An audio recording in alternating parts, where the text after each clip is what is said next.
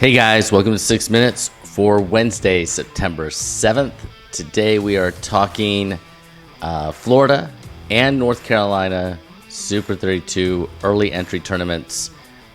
Both happened this coming weekend. I thought we'd give a quick peek, take a look at who might be there. And I think that's really important to talk about.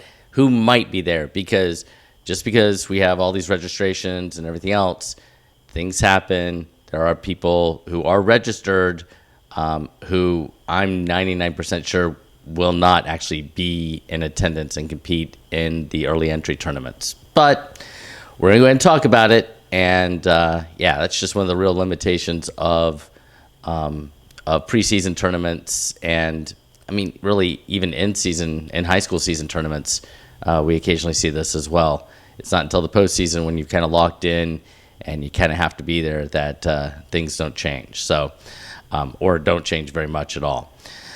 So we're going to talk about that. But before we get to that, I want to make sure that I let you guys know that we are still dropping state of the programs. We dropped 3 yesterday. There are 2 more today that will come out as well. So check those out. And the plan is I plan to be in Florida this weekend for their Super 32 early entry tournament. Hoping to get some video, some pictures, all those things like I did last week in Georgia, to post them up. So let's jump into it. So things to know from the Florida and North Carolina Super 32 tournaments. I kind of combined some of these things together. It was easier to do so because we're kind of talking about it in whole. But one of the things that you should pay attention to is these aren't the only 2 Super 32 early entry tournaments happening this weekend. In fact, there are 4. Texas, Missouri, Pennsylvania, Indiana all have early entry tournaments this weekend as well. I think the Senior World Championships are kicking off this weekend. I think Who's Number 1 is going on this weekend. Tons of action happening this weekend. But our focus is on Florida and North Carolina. Let's take a look at the numbers. Florida's numbers significantly greater than North Carolina's numbers. Florida at Osceola High School has 570 boys registered, 66 girls registered, but there's not a ton of diversity. 91% of those that are registered are from the state of Florida. So it's like a big Sunshine State get-together down in Osceola. We'll see a few from Alabama and a few other states, but the vast majority of those in attendance in Kissimmee will be wrestlers from the state of Florida. On the other side, in North Carolina, at Morehead, I believe it's at Morehead High School, there's far fewer. In fact, it was capped at 350, but I don't think they've gotten to that point. These numbers were pulled from Flo Arena for North Carolina.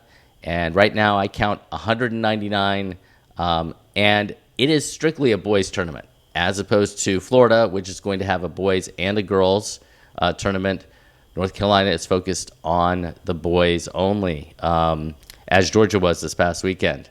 But one of the things that's super interesting about North Carolina as compared to Florida is that it's a much diverse, at least in terms of states, a much diverse field. 52% of the 199 are from the state of North Carolina, but 34% are from Virginia, 8% from South Carolina. You have some Georgia wrestlers in attendance, or at least registered to be in attendance. Tennessee wrestlers as well. And then I actually think that North Carolina has 1 or 2 from like Ohio, just like Georgia did this past weekend. So it'll be really interesting to see, because that's what I'm going to do in this video, is try to kind of highlight just a couple of weight classes, just a couple of individuals. I don't want this to go too long, so you guys have an idea of who to look for, especially if you're not, especially in North Carolina, where you may or may not know some of the other individuals. In Florida, you guys probably know. You see certain names, you've seen those names for a while, you know. So, all right, let's jump over to the weight breakdown for Florida and North Carolina. And as you can see, Florida, which is on my left as I look at it. I think it'll probably be on your left as well. Sorry.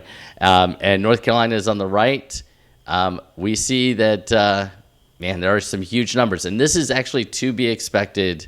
Our numbers are significantly greater from 106 to about 145, 152. And then we drop off because higher weights have a tendency to play football or things along those lines. These are just the weight breakdowns for the boys in Florida, not the girls, because there's only, I think, 66 that are registered in the girls. I'm going to skip ahead and not talk about the weight breakdowns or any of the placers or anything like that, and we're going to talk about one specific weight class when we get to that. Anyway, so as you can see, 49 106-pounders in Florida, 60 120-pounders, but the largest weight class in Florida is 63 at 138 pounds. Doesn't mean it's the toughest, doesn't mean it's the deepest in terms of quality, but in terms of quantity, sheer numbers, 63 in the bracket in Florida. And once again, I will make sure that I point out these are the number that are registered. Does not mean that this will actually be the number we end up with. You see 46 down at 170. 170, if everybody shows up, it's going to be a great weight class in Florida. But that's a big if, and we'll get to that in a second. On North Carolina side, we see pretty much typical 16-man brackets. 106, 13, 20, 26 are all hovering right out there. 38, 52, and 60 are just above. But our largest weight class is at 132, with 28 kids registered at 132, 24 at 145, and we will definitely be talking about those two weight classes, because not only are those two weight classes in North Carolina have the most wrestlers registered, they also have quite the quality in those two weight classes if everybody stays at those weights. All right, let's jump over to the state placers, and I want to make sure I point this out. It says state placers at the top for North Carolina.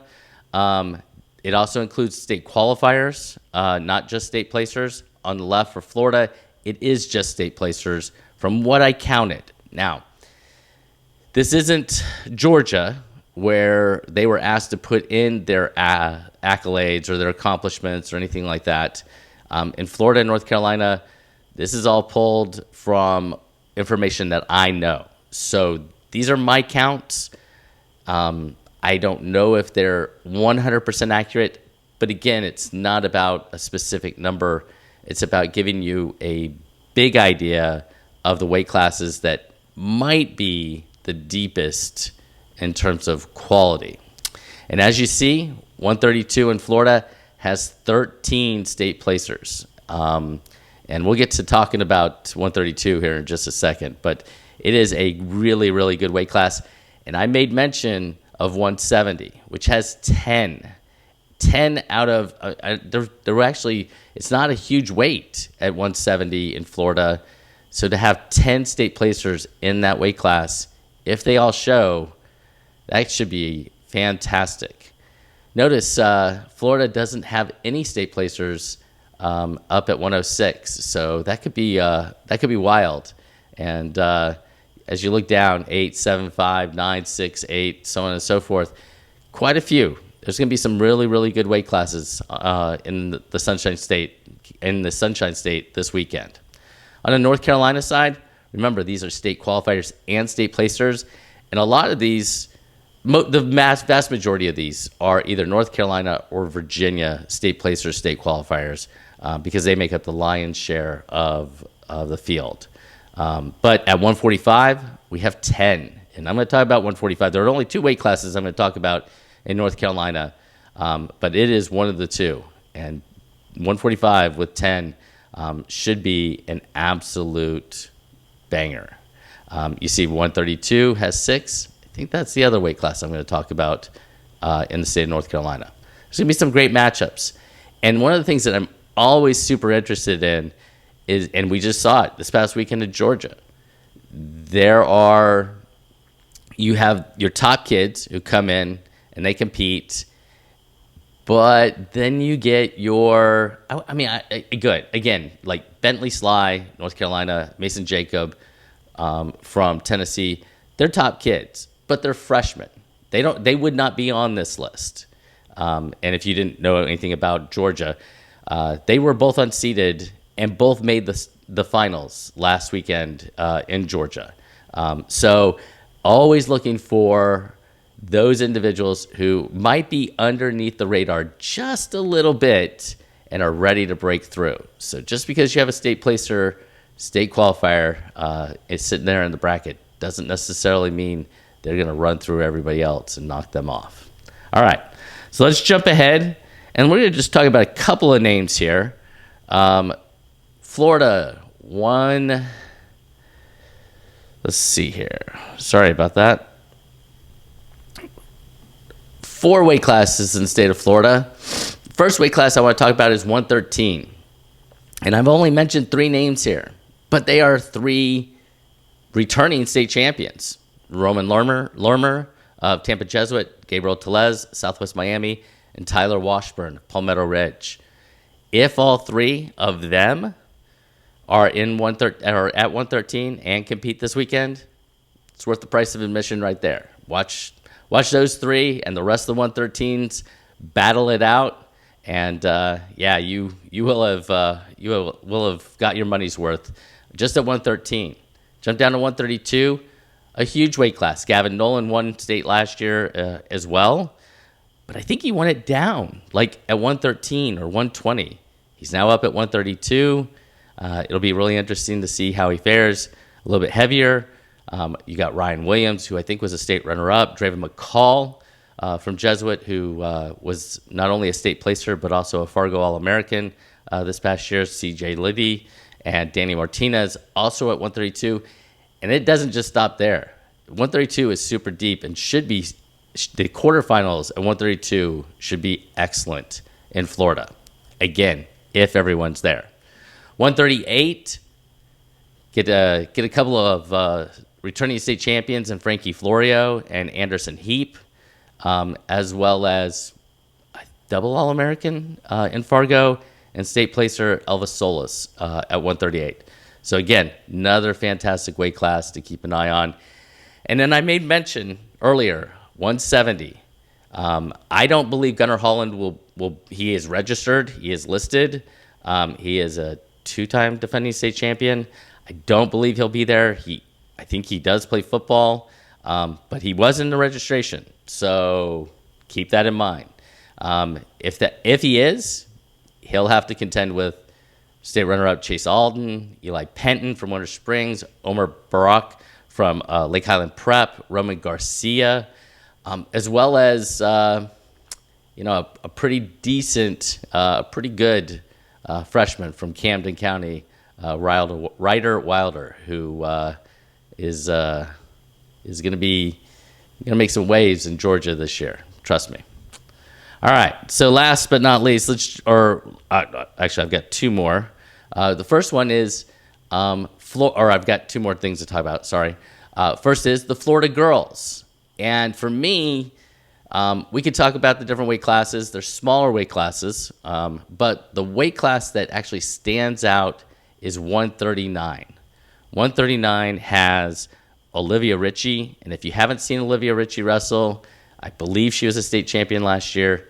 She is super good and definitely one to watch. She shares the weight class with Gabriela Perez, as well as South Carolina's Caroline Gilstrip, Tegan Slauson, and a number of others at 139. So if you're paying attention to the girls, there's going to be some good weights down below. There always are. But 139 has quite a few girls that it'll be fun to watch. All right, so let's jump to North Carolina. And our first weight class in North Carolina to pay attention to, at least in my opinion, and again, this is all my opinion. So, I pay attention to it, but doesn't mean that I couldn't be wrong. Doesn't mean that there couldn't be another weight class that you should pay attention to. But at 132, We've got Aldo Hernandez, 1A returning state champion. He might be a multiple-time state champion. Definitely one to watch. Ryan Mann, Landon Nelson are also there. Both, I believe, are North Carolina state placers. Matt Eberly, coming down from Virginia, and Myron Nixon, also coming down from Virginia, were both Virginia state placers. And then I threw in down at 132 Charleston Baglio, who we didn't see at last year's state tournament, but definitely a name to watch if I were up at Morehead this weekend watching him wrestle with the other 132s. And our 145s. And 145 is going to be a great weight class. Tristan Haas was a Virginia runner-up last year. Logan Fight, North Carolina state placer. I think he took third. Just watched him wrestle down in Georgia this past weekend. Beat Devin Stone. I think he beat Marley Washington. He lost a close one. I don't remember who he lost to at 145 down here. But again, battles. And again, should be in the hunt again this weekend. Bo Lewis, Cedric Griffin Jr., Carter Schubert, Aaron Turner, they're all returning placers. And then I threw a name again at the bottom, like I did with Ryder Wilder from Florida. You know, don't be surprised. Jake Roby could be a name to keep an eye on as well. I don't know much about the younger wrestlers, but yeah, it's definitely somebody that you might want to keep an eye on. And that, you know what? There's going to be tons of those names. There are going to be tons of names that actually show out and wrestle super well. Yeah, have a great weekend. So that is the Florida and North Carolina Super 32 early entry kind of preview. Remember, there are 4 other early entry tournaments going on around the country. If you happen to be in Florida and see me, say hi. And yeah, hopefully I'll do a breakdown like I did this past weekend of Florida and North Carolina. And as we gear up and get ready for the season, hope you guys have a great weekend. And if you're in Florida, North Carolina, or any of those other places, hope you wrestle really well.